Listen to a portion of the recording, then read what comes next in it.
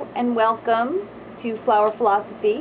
This is your hostess, Aunt Gina, dialarose.com.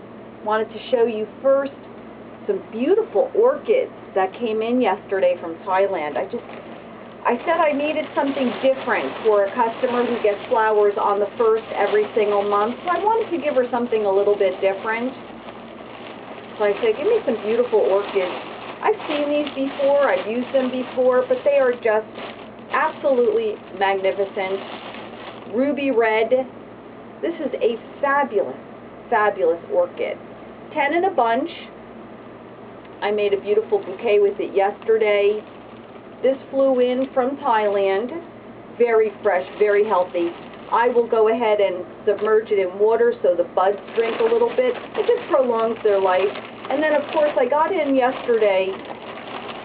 Today's Wednesday. I got this shipment in Tuesday. I get a lot of shipments. I get a shipment almost every single day. It just depends on what I need. This, of course, is the blue dyed orchids. These are the dendrobians, which I had showed you in the past. And even though they're beautifully healthy, I'm looking at them in the monitor, they're absolutely beautifully healthy. I am still going to submerge them in water and let them drink from the bud.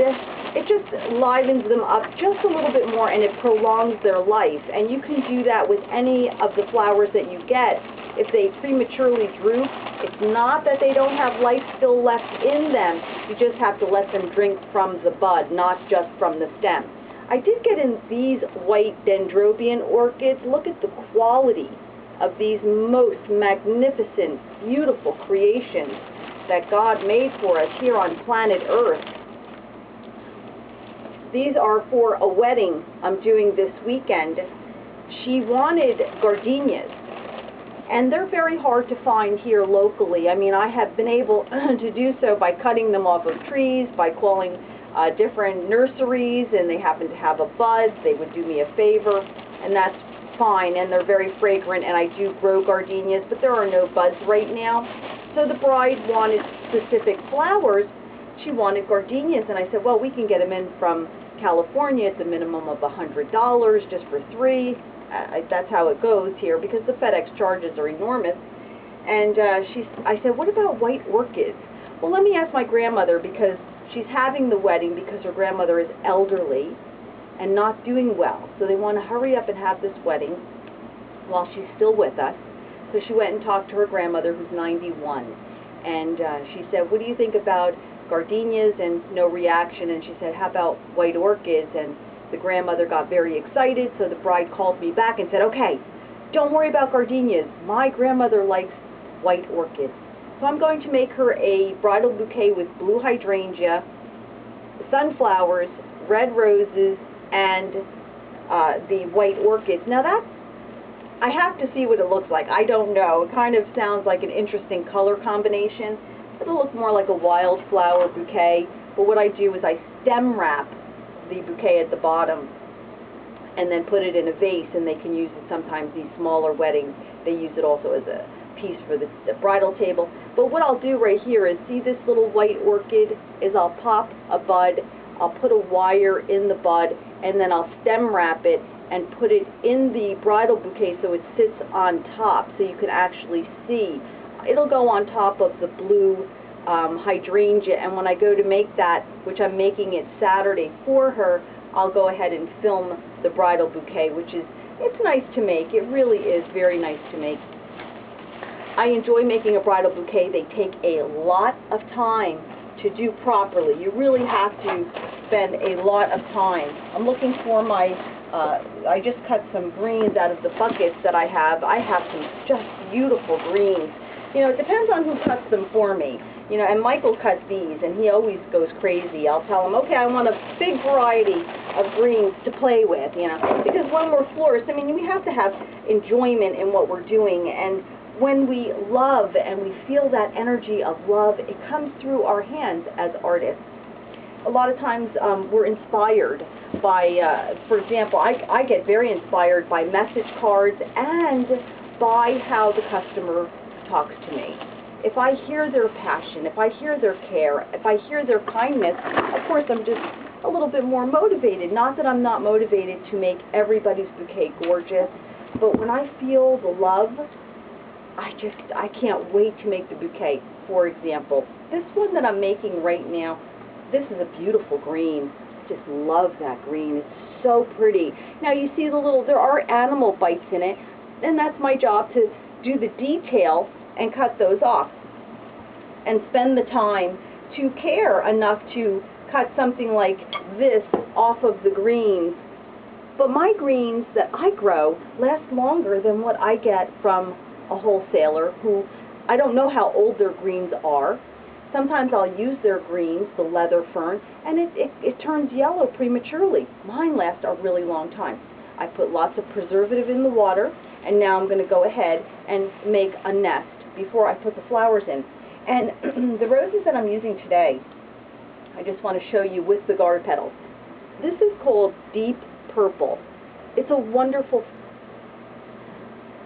So I'm making a Get Well Soon bouquet, and the bouquet I'm making is actually called the Designer's Choice.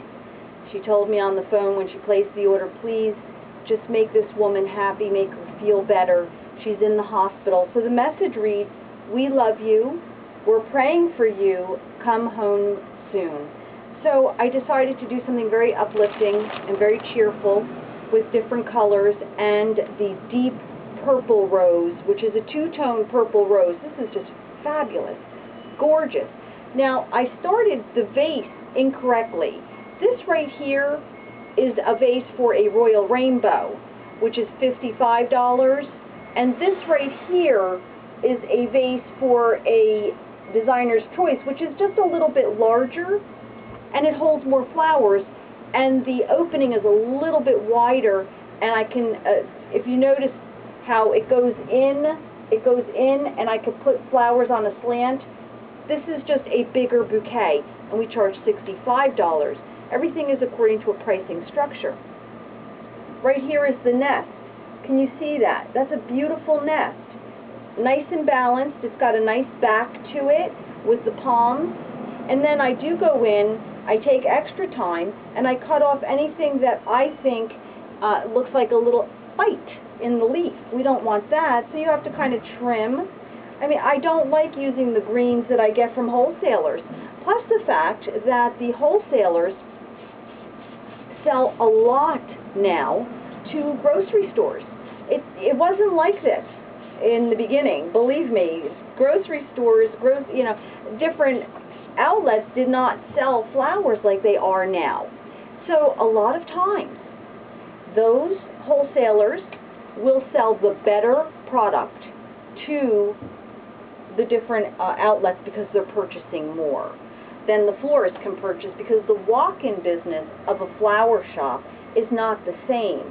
I mean, one Valentine's Day, I had 700 orders. That's a lot of flowers to make. I mean, I had 10 designers for 4 days. It was just crazy. But it's not like that anymore, because you can go and buy pet food, go get your other items, I'm not going to say what I was going to say, and also buy some flowers. And some of the flowers are pretty nice. Sometimes, if they don't sell them, though, the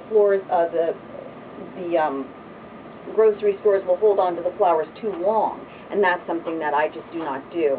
But I do deliveries. That's what I specialize in, because it is so wonderful to get a flower bouquet delivered. It is just wonderful, and I've created my business so it is extremely affordable. Who needs flowers today?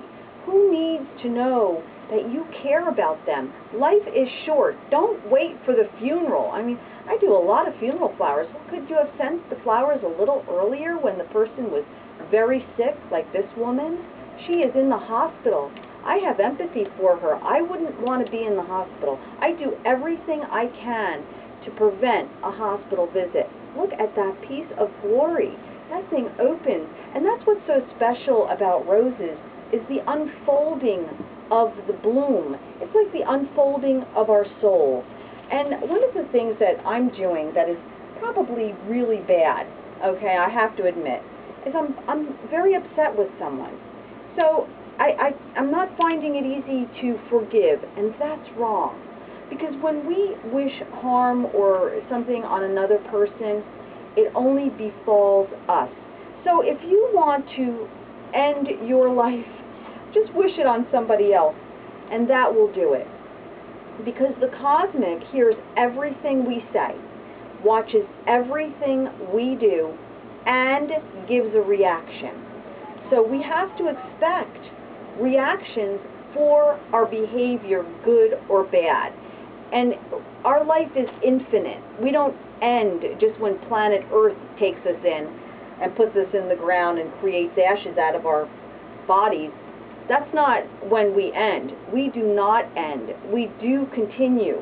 Life is infinite. I know some people don't believe that. Now, I just got a text. I have to share it with you because I have a baby cub who's trying to be so kind. Okay, let's see. Okay, you are the most beautifulest creature I've ever encountered. You will find happiness one day. I promise. Keep your chin up. I was having a bad morning. You know, if you call me at 7 o'clock in the morning and I'm having my, oh, life is this, and like we do, I have to talk myself out of it and get all happy and find my purpose and be ready to begin flowers. I mean, life is not rosy every single second for me, although I must say I have a very nice life. So he calls me at that moment. It's like my sister Michelle. She'll call me just at that moment that I'm having a moment. So, and then trying to help and caring. That's beautiful, and caring and kind, to try and cheer me up. I love that. And that's what makes life wonderful, is that when we have people to share life with who really truly care about us. He says, smile, people will wonder what you're up to. I'm always smiling. I'm always preparing for my little TV show, and that's one thing that I am doing. I'm cultivating my TV show. This is important to me. I think after 30 years of smelling roses,